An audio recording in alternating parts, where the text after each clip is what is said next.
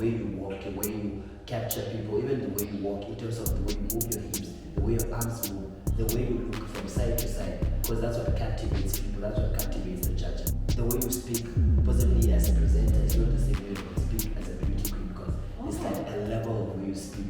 I just knew I was different. I just did not put a structure to it. Daily, I will wake up tomorrow morning and I'm going to work and I'm having a crop top and like men pants and men shoes. Yeah, and so you just put them. My style is I like to describe it as very androgynous. Like, what are some of like maybe like the homophobic that you came across? A lot, and many times I won't go to such places because that's where I get the most homophobia, because they need to remind me that I'm a boy, they need to remind me that what I'm doing is wrong and all those things.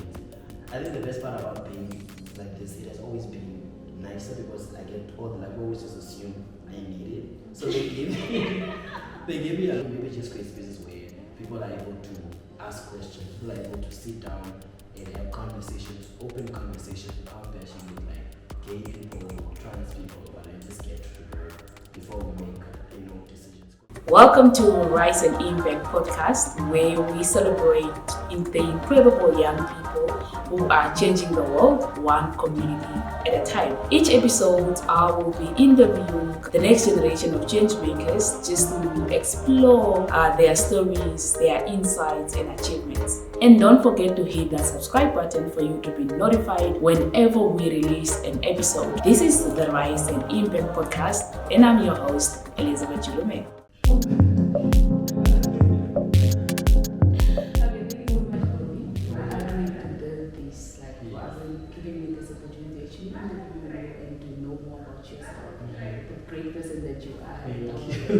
So like the very first question that I will have, like, and I've been like for the longest time, is to know about like who is Bobby, who are you, and what is that thing that made you the person that you are today, or maybe like an experience that happened like maybe in your childhood or something like that made the person that you are today, that contributed the person. Contributed. Yeah. I think for me personally, growing up, my upbringing was very normal. It was very as normal as they can get. I am the last born of 4 children, so I was always the baby of the family. So I grew up in a space whereby love was always served and things were done for me. So I come from a home full of love. So I wouldn't really say anything, and I think that's actually what's contributed to me being so passionate about everything I do, be it professional, be it in my personal life or whatever. I'm just a giver. I just love to give. So I think it's just my upbringing. I grew up with my mother only, who made sure that whatever I needed I had. So I needed to push. So this is, and I think what makes me the person I am, or ambitious as I am, is just the fact that I would want to give back to her before she passes or something. Because my mother is like 60 now. Okay. So yeah, so that's what motivates me. That's what keeps me going. Just that energy that I need to give back to her. I wouldn't see it as like a personal experience that happened that said, okay, no, this is professionally. I've always been very passionate about the entertainment industry.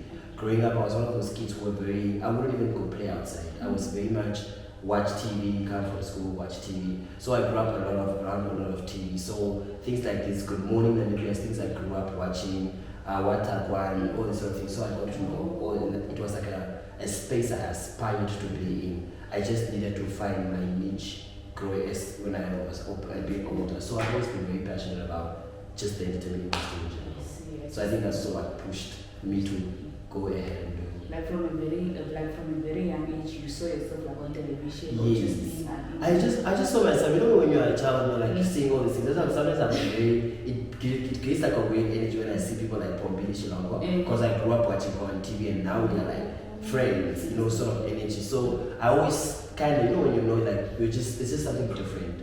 Like you're not, when kids were like, oh no, I want to go be an accountant. I was like, oh, I want to be on TV. But obviously, growing up in Boffish, but you did not really know what it needed to be. I even tried presenting. That's where I'm so articulate, because I studied presenting. Really? I did act. I'm a trained actor. So it's like I did do everything in my life to get on TV. Even modeling I did, until I had to come and I think it's different. I want to do something different and not be. But I got to be on TV eventually. Yeah, you're actually really living your dream. Yeah. So like, what are what are you currently like doing, or what are the things, the projects that you're involved in, or like who is Bobby right now today? Well, right now I'm just really I'm very passionate about the industry of beauty. I'm very much passionate about beauty pageants, and anyone who know my name is very synonymous to beauty pageants and the entertainment industry. So what I'm currently doing right now, I am a full-time model coach, and I run a platform called Walk by Bobby. Initially, when I started this back in 2018, when I registered as a company, because I've been doing this training and grooming and sending models to international shows since 2013, I was very actually surprised that I got to know that this marks the 10 year. So I was like, it has really been 10 years, one of those things, yeah. So I run a platform called Walk by Bobby, but when I started, it was more like a platform I was using to just, pick a model. I think you're really good looking, let me send you to the Philippines. But then there was like no grooming energy, there was no grooming platform. So when I created Walk by Bobby, Kaanjosa, it was more to create a platform to teach, to mentor, to groom. So that's what I'm doing currently. Besides that, I'm just a fabulous person. Just love to just love to be living my best life, I think. But in terms of professionally, I'm a full-time model coach, and I also do styling.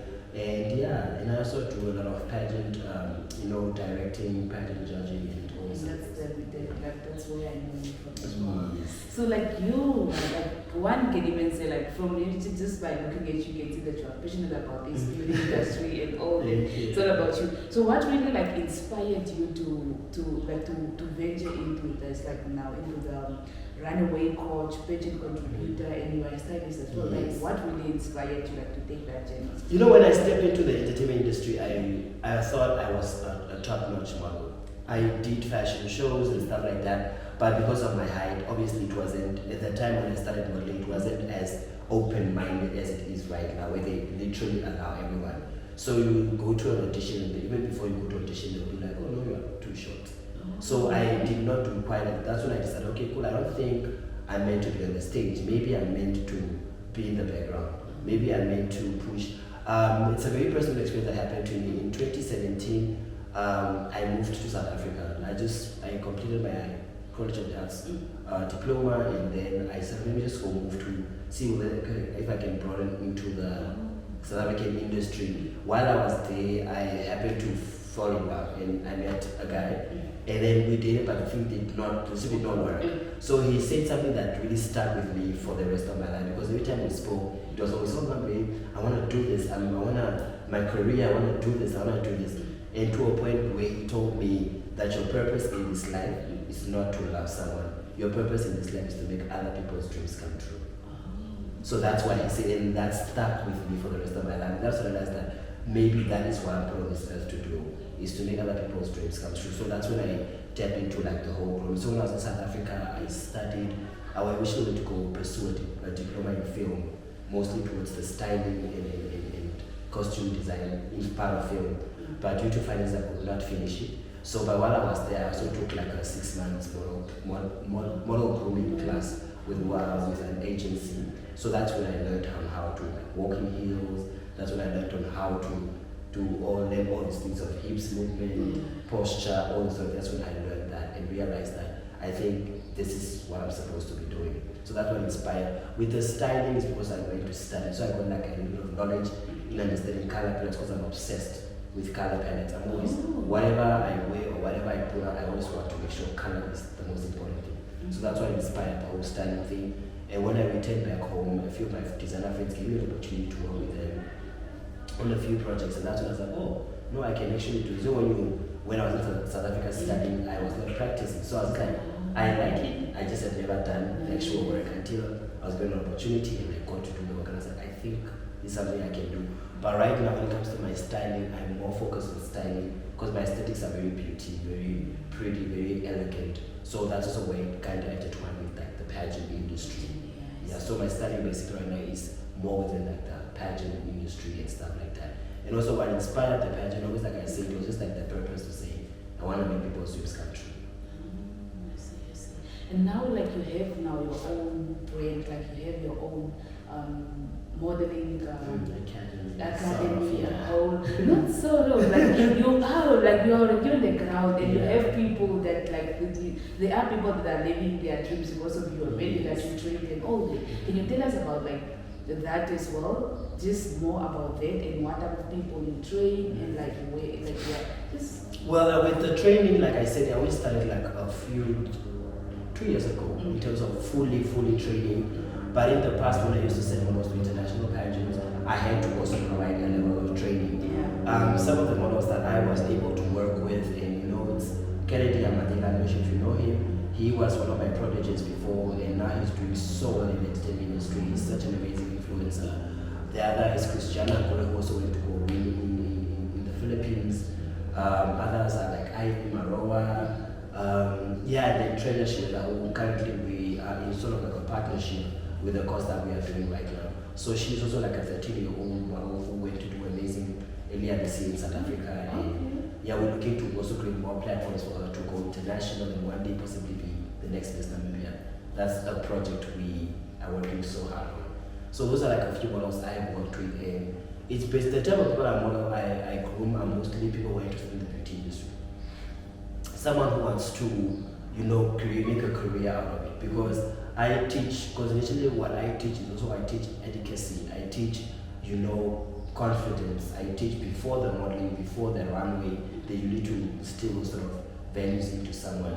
So anyone who is interested in, improving their personality, someone who's interested in learning on how to speak clearly, possibly want to venture into public speaking, these are also things that we teach. So, but just not modeling, it's about modeling obviously is like the top, that's like what I teach.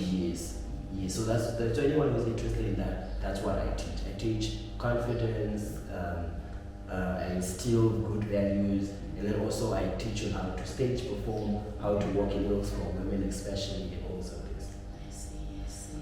Like, and I think this is actually like the right time, because seems like in our our creative industry is actually like overlooked, and it's kind of picking up right now, and people are realizing that you can actually have like a real career within the creative industry. So, and I think like most of like our models, like we just go on stage, we just think that it's just modeling. We just go on stage and then you just walk in heels and just wear a beautiful evening gown and all that. But still there is a lot. There is more to it than just what meets the eye, to be honest. Because even now when we speak to my students, they will tell me that we did not think this is it.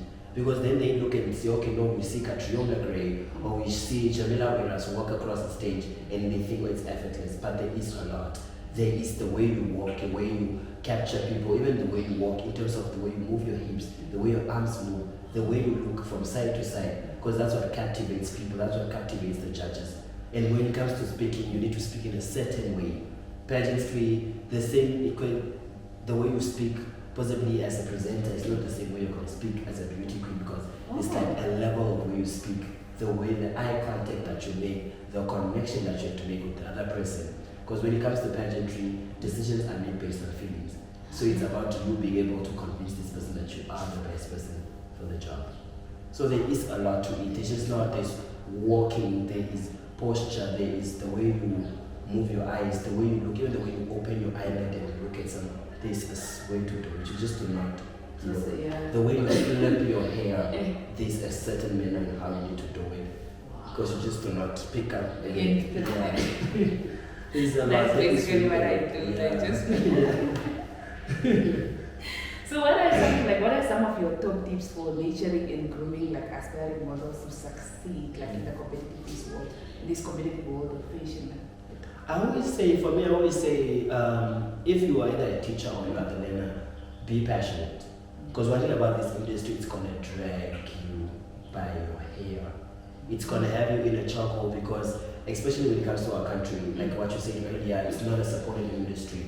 So if you're gonna come here thinking, I want to be famous or I want to be rich, those are not things that you're gonna get at all. The entertainment industry, or rather the modeling industry, it's not that major. You only have maybe one pick that you have, but all your years, even till to this day, there are times I feel like I have not reached where I'm supposed to be. Even after being 10 years in this industry, working with different people, working internationally, there's still like an energy I need to reach. There's still like a level that I need to reach. So you're always constantly feeling that you need to do better all the time. So passion, be very passionate.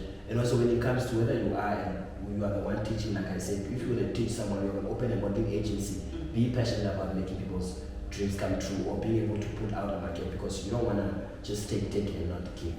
So my advice is be passionate, also have very competitive energy, and also be very teachable. Be very teachable, because the industry keeps changing and evolving all the time. Every time, even people are like, oh, you can walk, you can kill it. But every time I go on social media and I see a Filipino mono coach, I'm like, why is that person flying? Why is that person walking in a 6-inch heel on stairs? You know, now I have to learn that because I need to come and teach. So it's constantly learning. Even the way you look at people, you constantly learn. It changes. You know, in the past, when you look at our beauty queen, she had this smile plastered all over her face. Those girls who just didn't walk the stage with a smile. But now there's a way your face has to appear live. Your face has to move, it has to change. So you need to be teachable, be very passionate, and just, be competitive. I think that's my tips, yeah. And like for somebody like maybe somebody just like me who never modeled, who I don't even know if my profession. Yes. I just been put on my clothes, like I don't even check if the colors match or something. Are you wearing clothes or not? So like, I'm seeing myself maybe like in a modeling career or like in where should I start or what advice would you give me? Like I said again, understand, because you know how you say, how you know that, okay, no, like I know I cannot start a music career tomorrow, because I know for a certain I cannot sing. Unless they're going to auto-tune me or something, but that's not my industry. Understand that you have it. I always tell models it's easy for someone to just step in and do something. Because I get a lot, when you get in my teams, I get models, oh my gosh, I want to be a model.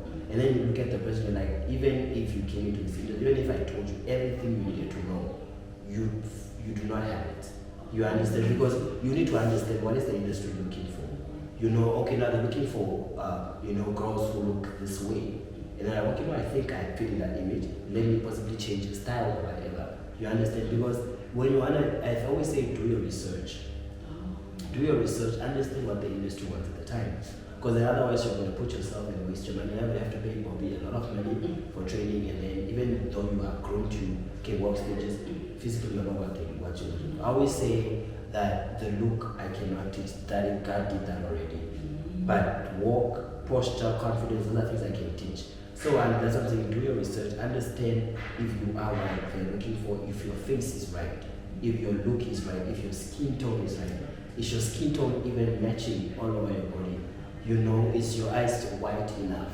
Because in the beauty industry, as much as we try and, we are seeing involvement, we are seeing growth in the industry, but there are still some standards that will never change. That will so try and fit into that standard and say, okay, cool, if I'm going to come into this industry as a short model or as a plus size model, what do I bring to the table before I'm just a plus size model? Or what do I bring to the table before I'm just a short model? You understand? Because when you check in this international spaces, you would see this short girl competing against this tall girl. It's maybe because she's really pretty, or maybe her hair is what they want, or perhaps maybe her confidence or something about her before she is that short model. Or maybe the way she speaks is articulate. Even recently we had Miss Supranational, a very big international pageant, and the girl from South Africa was like super short. Like when she stood amongst the other girls, she looked like she was a dwarf. But Ayanda had so much to her speaking abilities, her everything was strong. And she understood that it made her look very different from the rest of the other girls and stuff like that, because that's what makes her stand out. So she was a Miss South Africa before she was Ayanda the short model. You understand? So my advice is just do your research, understand what they want at that time in particular. Are you who they want? Are you who they need? And then from their grooming, styling, that's different.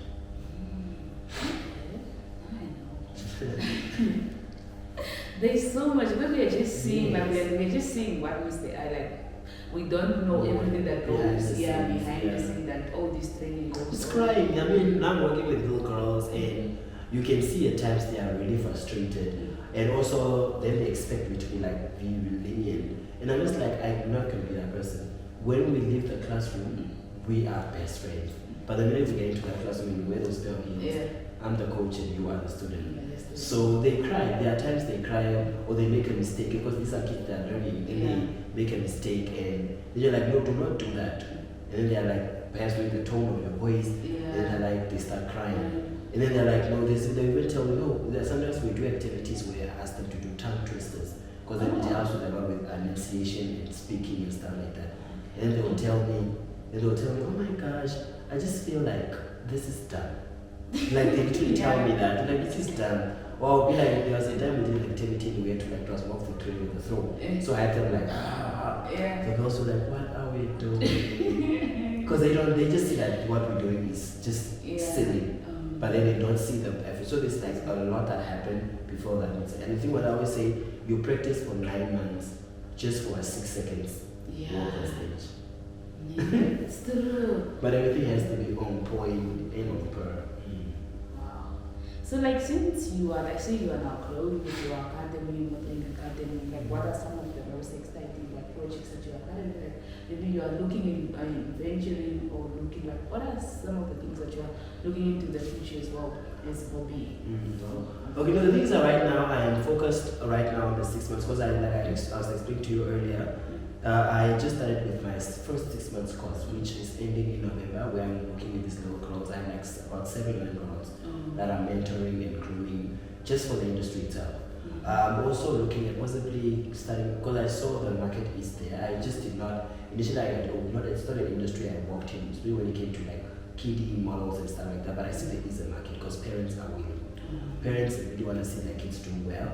So the other thing that I'm looking at possibly doing is expanding into kiddie pageants. Maybe starting a kiddie pageant that possibly once they get to win or place, they get to be exported to like international platforms and stuff like that. Also, the other things I just want to view more international collaborations.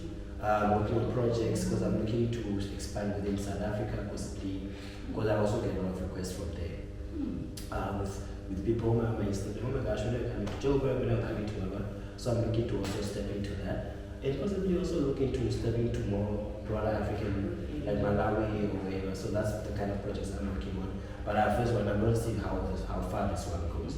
You know, once possibly it hits that it has been a success by the end of I always want to expand it next year also to just have more kids, more social media appearances and stuff like that.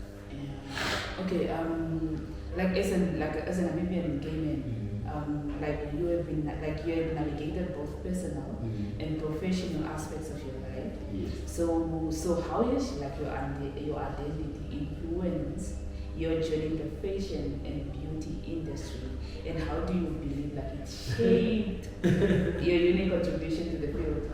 Well, for me, the thing is that it's both. The contribution is positive. I would say really with my identity, it should. How do people say they say it's the best thing. You know, someone says it's the best thing that has ever happened to you. I feel like that has been mine for me. Being able to identify as an openly gay man in an industry that's mostly ran by women and gay men, it has really contributed to my life positively because that means that's why I'm able to work with little girls. Because now parents are able to trust me around their children. It also contributed the fact that I can wear whatever I want. If I want to wear a pair of shoes, I can do it. If I want to wear a dress, I can do it. And this is influenced in a way that designer approach me sometimes and be like, oh no, why don't you want to wear an outfit by me for promotions and stuff like that? Because they know that if they say wear this dress, I would wear it as long as it looks amazing on me. I think maybe the negative part of it just comes around with, because in the position that I am in a mentorship position, I am in a creative opportunity for people. That also kind of opens me up to, it makes me a lot vulnerable to interest of men who would possibly want to use my services in return for trying to offer me love and whatnot. So I think that's like the negative part of it. Or otherwise it was being accused to say, because I worked with male models before and every time I put a male model on an international stage, it's always been accused that they might have slept with me or done something with me to obtain that opportunity. which is in fact not your truth. You understand? So I think that's the bad part of it. But in terms of my profession, I've learned to really turn a blind eye. I did nothing wrong. I gave you an opportunity. Whatever rumors get up, that has nothing to do with me. You understand? And I think it has just been amazing because I'm able to just really live my best life while doing something that I love. I mean, I can wear a wig tomorrow and still flip the hair. And it's easier because also when it comes to my profession, I train my kids while I'm wearing heels myself, so that they understand that what pain they feel, I'm also feeling. And if I was a straight man, I would have not been comfortable with all these things. You don't even know the different ways. Yeah, exactly. And that also contributes to my style because I understand what nail texture is there, what type of shoes are there and stuff like that. Like, have you always known that you were gay, child? For me, I grew up in Goldfish Bay. My journey, I wouldn't really say it was a journey of discovery, or no, that's the one. It was not something I had to find out because I've always been a very feminine child. I've always been very soft. Even when you speak to my family members, they will let you know that. No, that one was never, like I said earlier, when other boys were possibly playing soccer, I was in the house watching TV. And because I was the youngest, so my siblings, they are way younger, older than I am. So by the time I was like a teenager, they already had kids because they were older. So I was somewhat like their children's babysitter and stuff. So I always had like a nurture, motherly energy. So it has always just been there. Just obviously growing up in a space like Goldfish Bay, it's not something you see every day. And also, me being born those years, it's not something you see every day. I think growing up in my little Valfes Bay, I only had like one gay person in the street. But also for me was that thing of that person was called names. It was a humiliation to them and stuff. So obviously, for me, it was like, I don't want to be in that position. And obviously, there was no understanding, there was no clear understanding because I just knew, oh no, that boy just acts like a girl. I had no idea that there's a sex part to it. So, or there's like an interest in the same sex, or I did not know. You understand? But obviously, when I sit down now and I think of all the things I did as a child, possibly, because I used to go on a lot of tours, I was part of a band, I used to play marimbas. So we traveled a lot, and obviously, I was a boy, so I am a boy. I am a boy. I was put a lot around boys. Whenever we went to camp, we'll be put. So whenever I think of, okay, cool, why was I looking at that boy like that? Obviously at that point, it was just like, I'm just looking. It did not, but obviously as an adult, I'm like, oh, now I understand why I looked at, Sebastian in that light. Or that's why I looked at who in that light. But obviously, it's a thing of like, I had to not really have a realization. It's more, people always say, have you always known? For me, I think I just knew I was different. I just did not put a structure to it. I did not put to say, because for me, I also just assume, no, I'm maybe different because maybe my interests in lives are different. Like, the fact that I want to be on TV and not go to school like many other people. But then obviously, as I grew and I started getting exposed to more like openly gay people, I'm like, oh, okay, I see now this person thinks like this, and somehow I also look like this. So it's like one of those like, oh no, maybe there's something I might be. And obviously over time it started to become something I started to accept and be like, because when you speak to people that knew me from 2013 or 2014, they will tell you, oh, you have changed. Yes, people are like, oh my gosh, you have changed. Because that time I did not know, I wouldn't say I would not know, I was just not aware of myself. And also let's think of like, oh no, now you are very comfortable, you will wear dresses. I'm like, I used to wear dresses, I just did not wear them on the streets. Yes. So I had to build that sort of confidence and stuff like that. So once I really knew it was there, I just had to go pick it up and wear my coat. Like, what are some of maybe the homophobic that you came across? A lot, my girl. The thing is that I am somewhat a public figure. Yes. So, and the thing is that also when I'm saying that I'm so comfortable now, I could literally get into a camp and wear my heels. So obviously I'm stepping into a space every day of my life. And I'm not sure if any other gay people in the country can relate to it, openly gay people, but I get homophobia a lot, be it women. Even the other day, I remember when we were opening the sign up for this class, my partner, Menana, received a call from a parent. And the man was like, oh no, I would like to sign up my daughter for your classes, but your coach, I don't want him to teach my child. And then she was like, no, but who do you want to teach? Because he's the one who does the thing. Oh no, I went to go Google him and I realized that he is gay and I don't want that energy around my child. And then she was like, no, but if that's your case, it's your decision to make. So those are the kind of like little things I get. Otherwise, it's just like, oh, I get into a camp. One of the weirdest examples that happened to me was even this year.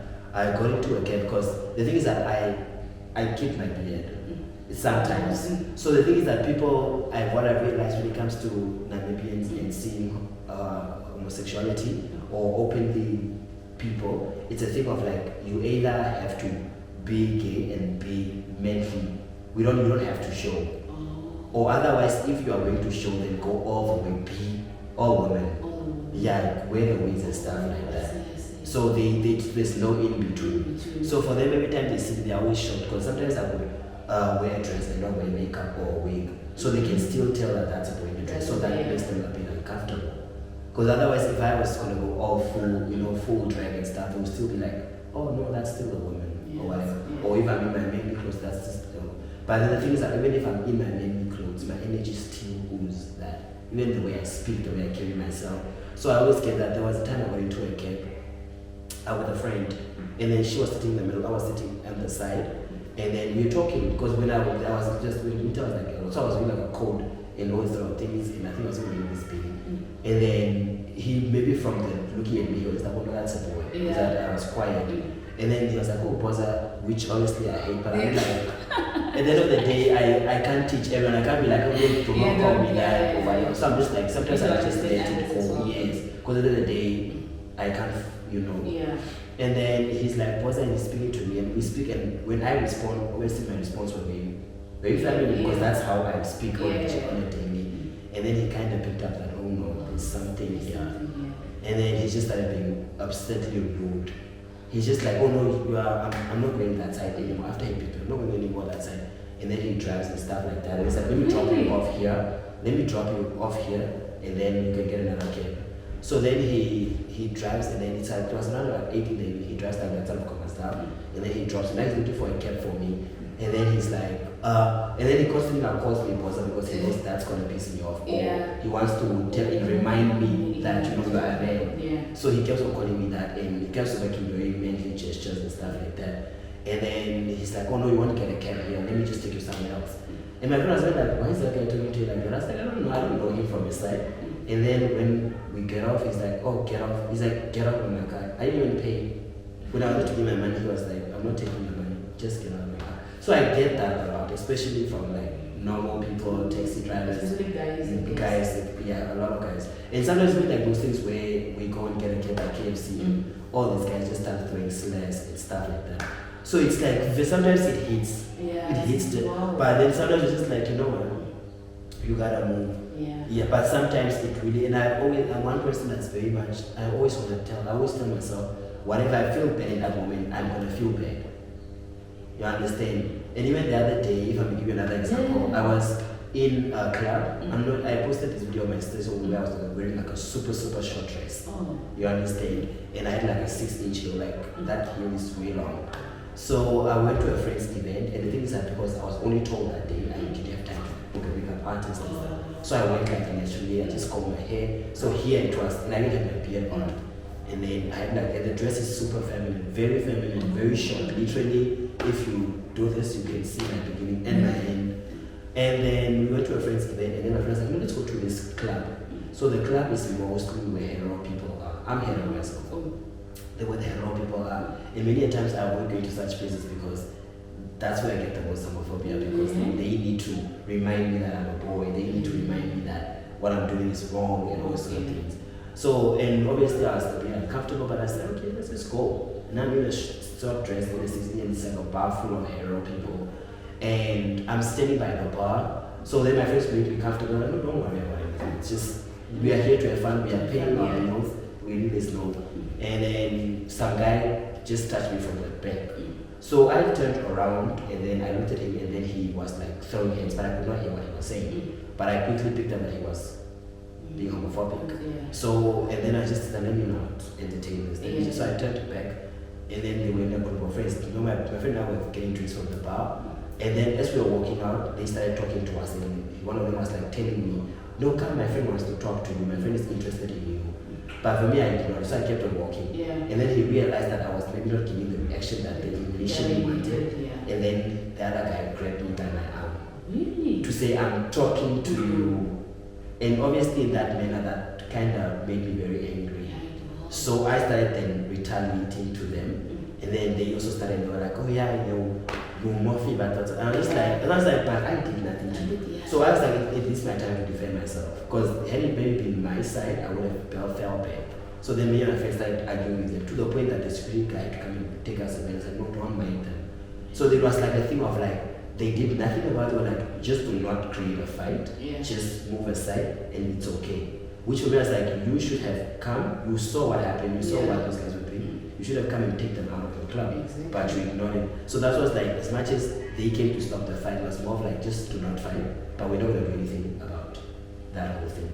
So I got that, it's a lot, especially for someone who's open and who's very, I wear women clothes and stuff like that. Even on a daily, I will wake up tomorrow morning and I'm going to work and I'm having a crop top and like men pants and men shoes. And so you just put them. My style is, I like to describe it as very androgynous.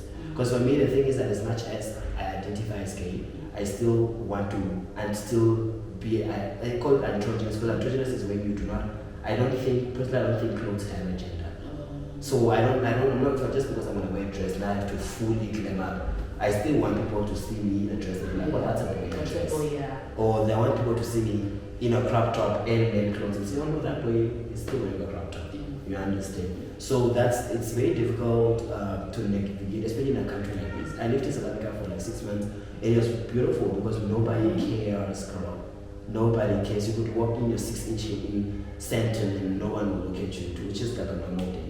Here, even when I walk in town, even in my normal places, I still get this taste. But I can't realize that maybe I carry a light that people just want to look at. And also the other thing is you fall prey to fantasies. Because many men have that fantasy, because I fall victim quite a lot, especially after leaving the club in maybe my 6-inch heel and I'm getting into a cab. Sometimes I get hit on by men and they're like, straight men. Straight men, I don't know if they are straight. I mean, if they're hitting on me, they're not straight. But it's just like, you become a fantasy. People look at you like, oh no, I want to try this out. And then, or they think you're just, because you are gay and they don't know, you're just going to be like, oh look, let's do this. And when you do not give that energy back, they kind of become violent or they kind of become very aggressive towards you. So that's like the bad part of it, just like you fall prey to like all these negative things. Because now they always assume, oh no, just because he's gay, he's going to be open to anything. Because there was a time I was almost raped in a cab. Because I was sitting in the cab in my the only thing I think I had was just a pair of heels, but I had my pants. And then this guy just started having a conversation in a show because I understand. Because I spoke on the phone and I spoke to a friend and I spoke in English, so they just assumed I wouldn't understand. And they started making plans on how they were gonna approach me and where exactly I'm gonna go so that they can have sexual intercourse with me and stuff like that. And then they started having a conversation with me, and when I rejected that, one of them was just like, you are lying.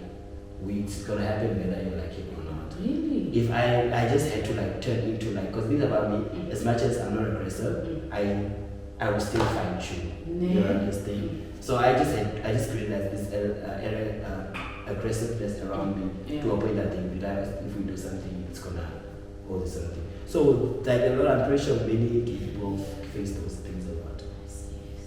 But the best part of it is just you also get to like be. I think the best part about being like this, it has always been nicer because I get all the like always just assume I need it. So they give me a lot, and I just like people look at you like, oh my gosh, you are really an inspiration. Sometimes people are like, oh my gosh, I really like how you dress, or I really like how confident you are, but you know that I'm shaking in your shoes.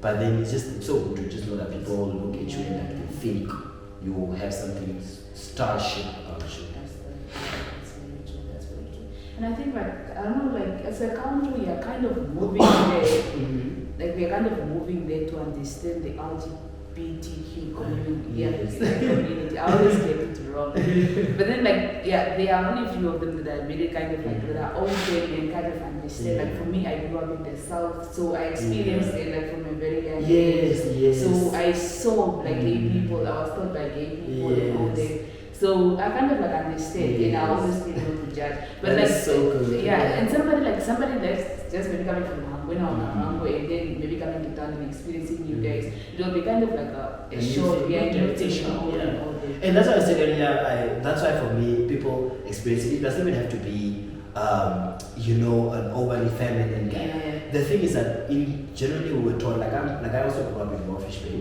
where, like I said earlier, when we were there, we did not know. Even now, when I go to, I can't even incorporate and say, okay, that's a gay person, that's a gay person. Because they are gay people, but it's very much in the closet. You would know a few, and you're like, oh no, I didn't even know there were trans people until I started getting exposed to, like, oh, this is actually someone really wakes up. Explain what is a trans person? A trans person is someone who identifies as the opposite gender.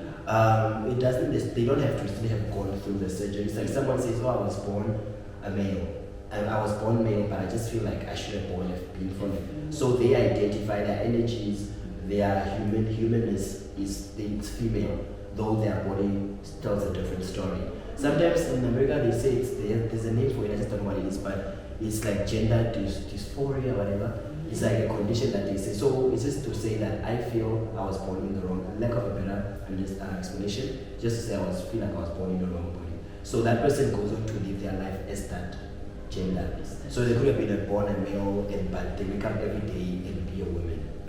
We also get a drop with people who are androgynous or drag queens, because drag queens do it as a performance. Like they dress up as women, sometimes just for a performance, because mostly drag queens are performers. That's why when you see a drag queen out of drag, it's just a normal man, possibly a gay man. I even recently learned that straight men are doing drag now. You understand? So it's very broad, but that's people always getting confused because drag queens do it for performance. They don't necessarily some of them identify as trans, some of them they don't. It's like I'm a gay man who likes to perform as a woman. And then androgynous is just the ability to say I don't see gender to clothes. If I want to wake up tomorrow morning and wear a dress, I'm going to do so. But still I'm going to make sure that you pick up that I am still a boy. Or I'm a girl and I'm going to wear men pants, you're still going to, because they don't see clothes gender. And then transgender is someone who lives their life as that opposite gender. So that's the thing about it. It's very much, it's a broad understanding. I mean, that's what I'm saying when it comes to like smaller spaces. And I also don't blame people. That's why I always want to say, whenever I see a teachable moment, I always take it. Because sometimes you might meet someone, because for me, like I said, I also work with kids. So sometimes kids will ask me, why are you wearing heels? Then I need to find a way to tell them, child, why am I wearing heels? Because others will be like, oh no, that's not, because sometimes as kids will ask, no, don't ask this, a stupid question. Then you're just like, no, let the child know why. Because like, he's not just going to see me, tomorrow he will see someone else, and then he's going to have questions and stuff. So it's very difficult. When like people come from the north, even when I go to the north, you can still tell, oh, look at you, even when they're like, wait a minute, Hawaii, So I always say we need to give people a chance to understand, because not everybody grew up or understands that. And obviously now with the whole bashing, everybody is now, people have hatred towards gay people, and you're just like, why are you hating people that nobody has never done anything? A gay person has never done anything to you. Why are you going to talk and say, I hate gays? That's very true, that's very true. Like for individuals like women, like still hold like misconceptions about the LGBTQ plus community. Like what message or maybe education that you believe is essential to just kind of like help bridge the gap. Yeah.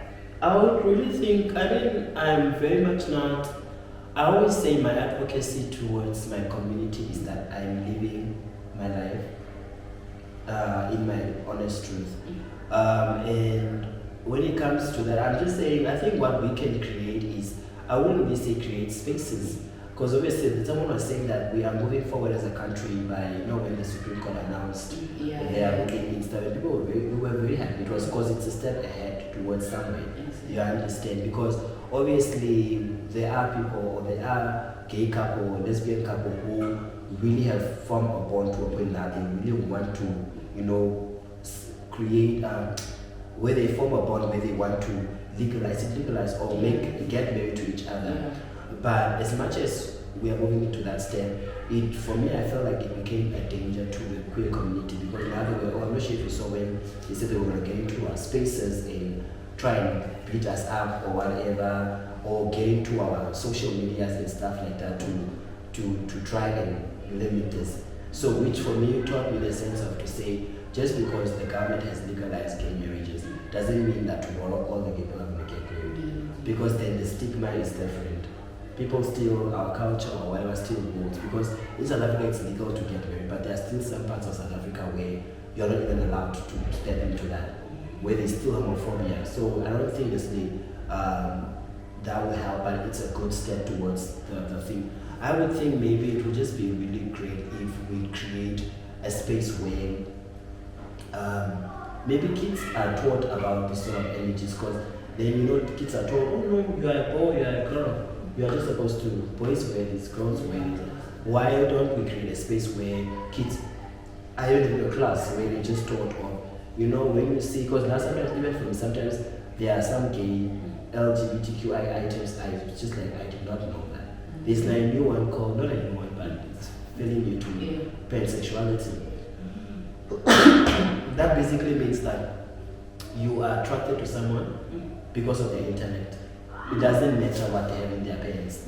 So if you are a boy and the boy stimulates you mentally, that's who you're gonna go with.